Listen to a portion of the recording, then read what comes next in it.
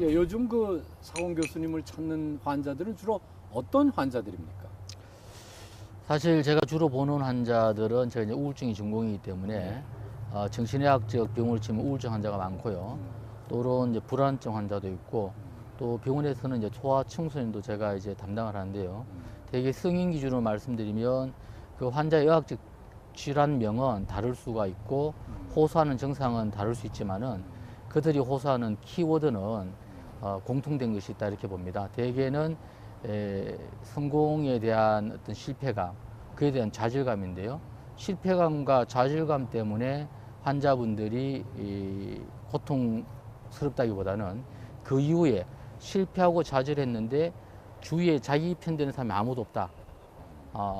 그래서 격려받지 못하고 위로받지 못함에 대한 어떤 외로움이랄까, 어떤 그러한 데 대한 갈망이 되게 공통된 거였고요.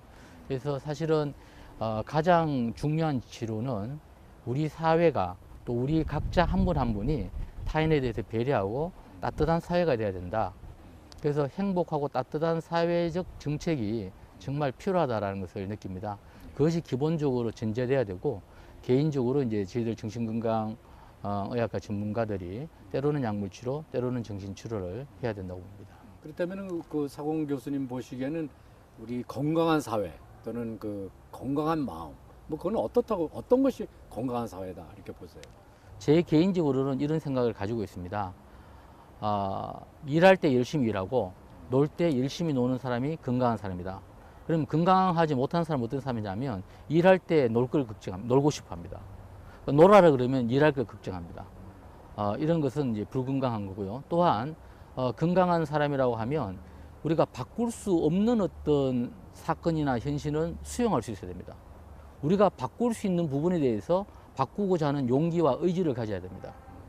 그래서 어떤 것이 수용할 문제이고 어떤 것이 내가 의지와 용기를 갖고 실천해야 될 문제인지를 잘 구분하는 사람, 지혜로운 사람이 이제 건강한 사람이라고 볼 수 있고요.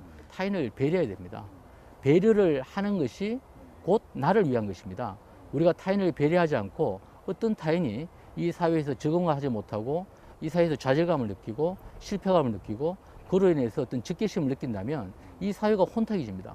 이 사회가 혼탁해지면 바로 나 자신도 그게 영향을 받기 때문에 정말 우리가 사회적으로 좀 지위를 잃으신 분, 나름대로 좀 뭐 소위 성공하신 분들은 사회적 약자에 대한 그러한 어떤 배려라든지 또는 국가적 정책이 굉장히 필요한 시대라고 봅니다. 네, 특별히 이제 사원 교수님께서는 학교 폭력 문제에 대해서 상당히 많이 애정을 가지고 지금 활동을 하고 계신 걸로 알고 있습니다. 그 학교 폭력에 대해서 특별히 관심을 가지시게 된 어떤 동기 같은 것이 있습니까? 사실은 2011년도 12월 달에 대구에서 한 중학생이 아이들한테 그 시달림에 못 이기다가 네, 이제 자살하는 있었죠. 사건이 일어났고 그 이후로 계속해서 이제 자살 사건이 일어났고 우리 사회의 화두가 되고 정부도 관심을 갖게 되고 모든 사람이 관심을 갖게 되었습니다. 그래서 제가 이 사회적 우리 정신건강 전문가로서 이러한 시대적 소명과 사회적 기여를 해야 된다는 생각을 평소에 해오던 차에 우선은 우리의 미래인 그들을 더 이상 이렇게 슬프게 보내서는 안 되겠다.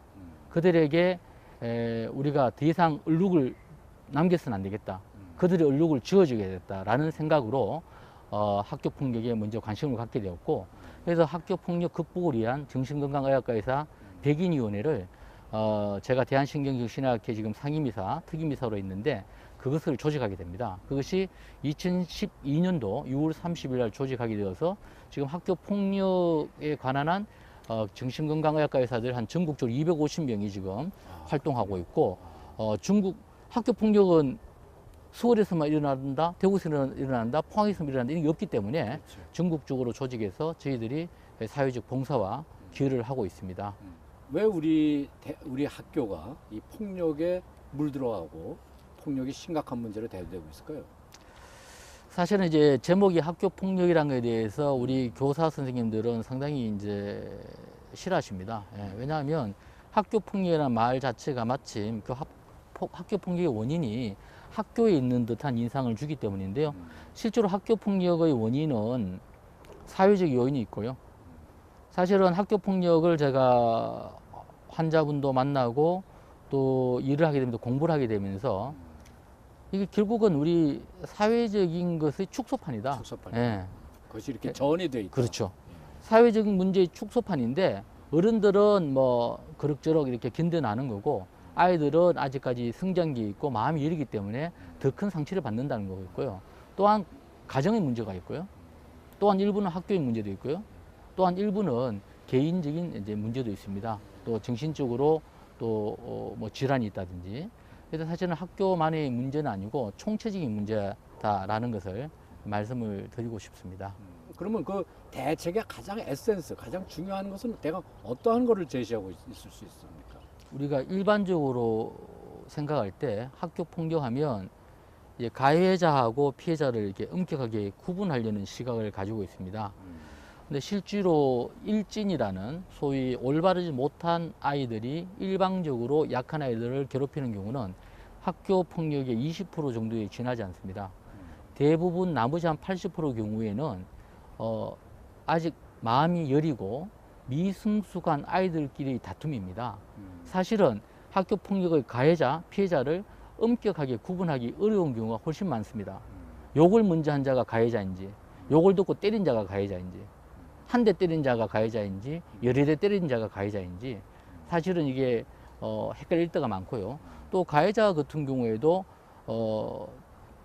지금은 가해자지만 본인이 피해자였던 경험을 있는 경우도 한 50% 정도가 됩니다. 이 가해자들은 반드시 어떤 체벌 내지는 어떤 죄값 내지는 어떤 처벌 위주로 어떤 하려는 경향을 보였거든요. 그러나 이것은 물론 죄질이 아주 나쁜 경우에는 그렇게 해야 되지만 또 이 가해자들을 무조건 학생부에 기록하는 이러한 논점은 실제로 학교 폭력을 제대로 보지 못한 논점입니다. 가해자와 피해자 모두 치유하는 프로그램, 모두 함께 할 수 있는 프로그램이 되어야 되고요. 또 하나 일반적으로 생각할 때 대개 가해자는 20%, 피해자 10%인데요. 나머지 70%에 주목해야 됩니다. 나머지 70%는 이제 방관자죠. 사실은 이 방관자들을 방관자로 놔둘 때 학교 폭력은 사라지지 않습니다. 이 방관자들을 학교 폭력의 지킴이로 만들어야 됩니다. 아이들도 아이들이지만 또 그거를 당하게 되는, 또 그것을 바라보게 되는 그 부모님들이 그 받는 그 스트레스와 또 상처도 굉장히 깊을 거라고 생각하는데요. 어떻습니까? 당장 제 아이가 맞고 들었다 하면 기분이 좋을 분은 없겠죠. 그러나 우리가 분명하게 생각을 해야 되는 것은 행복은 성적순이 아니듯이 우리가 살아오면 다 느끼는 거 아닙니까? 그래서 정말 아이들이 무엇을 좋아하고 아이들이 무엇을 하고 싶어 하고 아이들이 어떻게 하면 인생을 즐겁게 살고 어떻게 하면 인생을 가치롭게 살고 어떻게 하면 행복하게 살아야 될지에 대해서 심각한 고민을 해야 됩니다. 그러나 우리는 너무 아이들 한쪽으로 몰진 않았는지 반성해야 되고요. 그리고 만약에 우리 아이가 피해자라면 대부분 이런 말들을 하죠. 뭐 속상해서 그런 말씀을 하시겠지만은 야, 왜 만나? 너도 때리지. 예. 그런 말씀을 하시면 안 되고 아이를 그동안 얼마나 힘들었는데 이야기해줘서 고맙다라고 격려해주고 함께 문제를 풀어가야 됩니다. 그리고 우리 아이가 가해자라면 우리가 수긍을 하고 그렇다고 우리 아이가 가해자로 해서 막 애를 갖다 막 체벌을 하고 이러면 안 되고 애를 충분히 애의 이야기를 듣고 애가 반성한다는 전제하에서 아이를 격려해 줘야 됩니다. 반성한다는 전제하에서 위로를 해주고 다음에서는 그렇게 하면 안 된다는 이야기. 그리고 피해자가 얼만큼 힘들었겠냐는 얘기를 같이 나누고요. 그 아이를 데리고 피해자 학생과 피해자 부모에게 함께 가서 정중하게 사과를 해야 됩니다. 어떤 경우에는 가해자 아이인데 가해자 부모가 괜찮아, 내가 다 책임질게. 그런 건 옳지 못하고요. 반드시 아이들에게도 책임을 지켜야 돼요. 그게 체벌이 아닌 함께 사과하고 다음에는 다시 하지 않겠다는 그러한 의미로서의 조치가 필요하다고 봅니다.